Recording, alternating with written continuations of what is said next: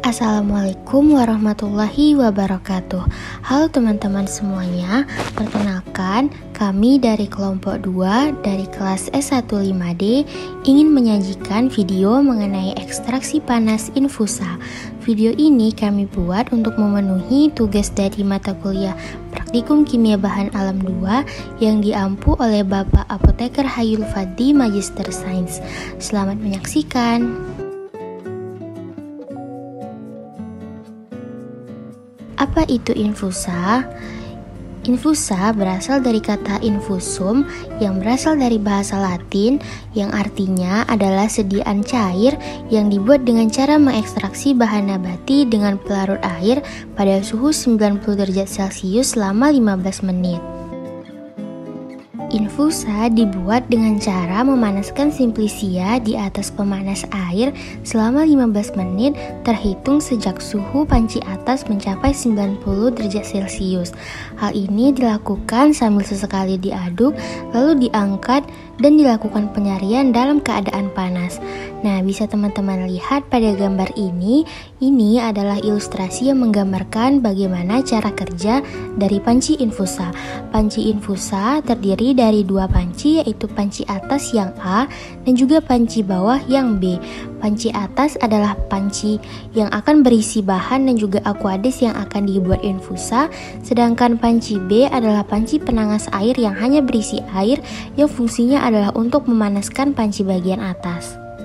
Penggunaan dua panci pada proses infusa ini bertujuan agar panci atas atau panci A tidak langsung berhubungan dengan api, sehingga suhu dari panci atas bisa hanya mencapai 90 derajat Celcius saja. Nah, ternyata metode infusa ini ada kekurangan dan juga kelebihannya. Nah, kelebihannya diantaranya alatnya sederhana, hanya berupa panci yang bisa didapatkan di mana saja. Lalu yang kedua, biaya operasionalnya lebih rendah dan waktunya relatif singkat karena hanya berlangsung selama 15 menit. Dan yang terakhir, sesuai untuk simplisia yang bersifat lunak.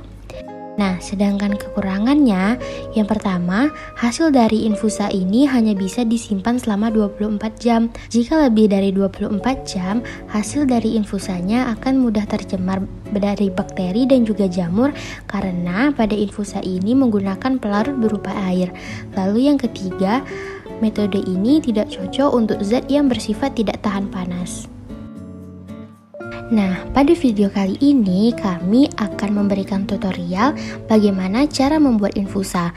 Infusa yang akan kami buat pada video kali ini adalah infusa daun salam.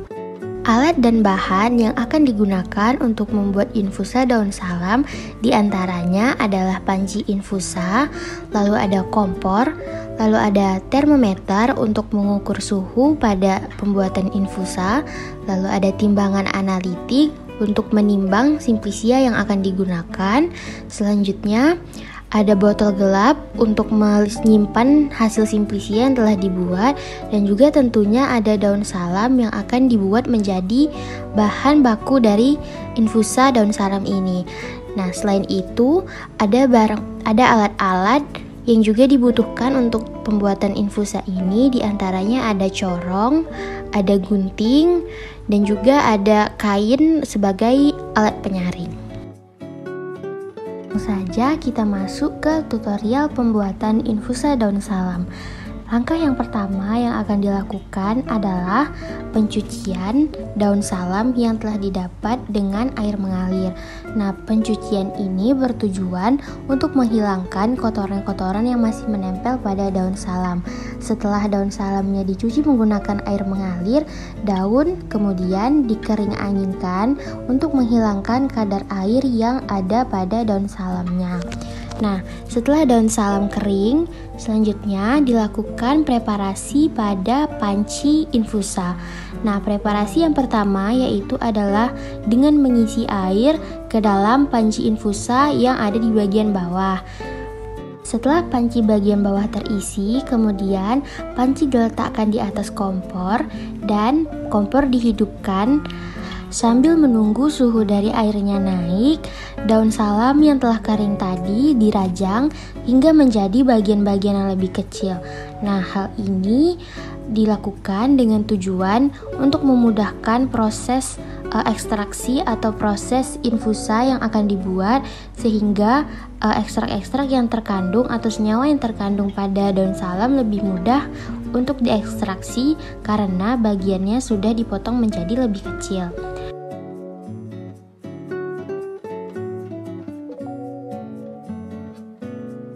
Nah, setelah dipotong, daun salam yang sudah dipotong tadi ditimbang sebanyak 8 gram. Kali ini kami akan membuat infusanya sebanyak 200 ml. Oleh karena itu, daun salam yang digunakan kira-kira sebanyak 8 gram. Setelah panci di bagian bawah selesai dipreparasi, kemudian letakkan panci atas dari infusa ke atas panci bagian bawah tadi, sehingga bentuknya akan seperti pada video ini, yaitu menumpuk. Nah, di panci bagian atas dimasukkan daun salam yang telah dirajang tadi sebagai sampel, dan juga dimasukkan aquades secukupnya untuk melarutkan senyawa-senyawa yang ada di dalam infusa. Nah, proses pemanasan akan dimulai saat suhu dari panci atas mencapai 90 derajat Celcius. Pengukuran suhu dilakukan dengan menggunakan termometer. Nah, jadi jika panci di bagian atas sudah mencapai suhunya itu 90 derajat Celcius, maka stopwatch selama 15 menit bisa dimulai. Setelah 15 menit, matikan kompor. Kemudian, saring hasil infusa yang telah selesai direbus menggunakan kain sebagai bahan penyaringnya. Nah, hasil yang sudah selesai disaring bisa dimasukkan ke dalam botol gelap. Nah, di botol gelap ini sudah kami tandai tanda sampai volumenya itu 200 ml. Jadi, pada botolnya bisa diatkan menggunakan aquades hingga mencapai batas 200 ml. Nah, setelah diatkan menggunakan aquades, botol bisa ditutup dengan rapat dan infusa siap untuk digunakan. Baiklah, itu tadi video dari kami mengenai ekstraksi panas yaitu infusa. Semoga dengan adanya video ini, teman-teman bisa lebih mengerti mengenai infusa dan mungkin bisa menerapkannya kemudian hari di rumah. Mohon maaf dari kami apabila dalam pembuatan video ini kami ada salah-salah kata dan juga kekurangan. Wabillahi taufiq wal hidayah. Wassalamualaikum warahmatullahi wabarakatuh.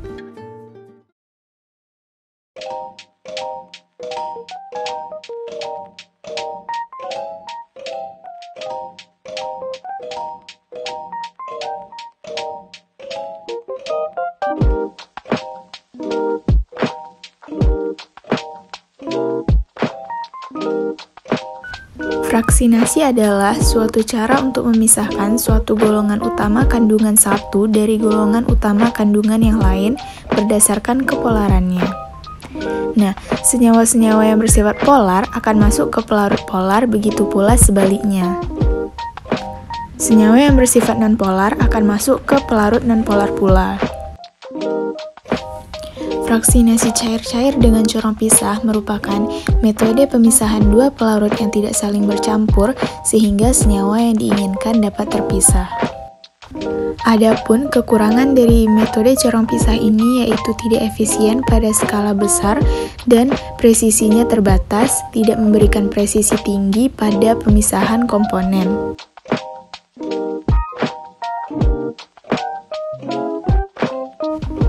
Kemudian kekurangan lainnya yaitu keterbatasan pada suhu tertentu dan resolusinya rendah, tidak memberikan resolusi yang tinggi untuk fraksi yang sangat mirip secara kimia. Beberapa kelebihan dari metode corong pisah ini yaitu yang pertama sederhana, dan yang kedua yaitu biayanya rendah, karena umumnya memerlukan peralatan yang lebih terjangkau dibanding metode lain. Kemudian kelebihan lainnya yaitu cocok untuk skala kecil dan selektivitas fraksinya itu tingkatnya baik. Alat fraksinasi cair-cair ini yang pertama ada corong pisah, gelas ukur, corong kaca, dan beker gelas.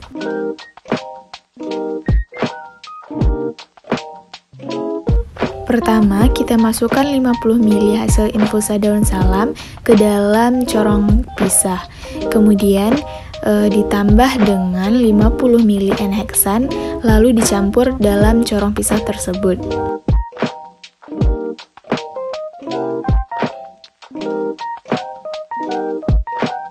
Kemudian homogenkan kedua campuran menggunakan corong pisah, sesekali dikeluarkan gasnya melalui keran. Kemudian akan terbentuk dua lapisan larutan.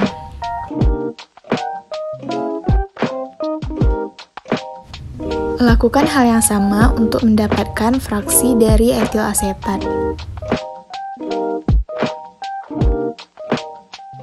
Dari metode corong pisah ini akan didapatkan 3 jenis larutan, yaitu ada fraksi air, fraksi N-heksan, dan fraksi etil asetat.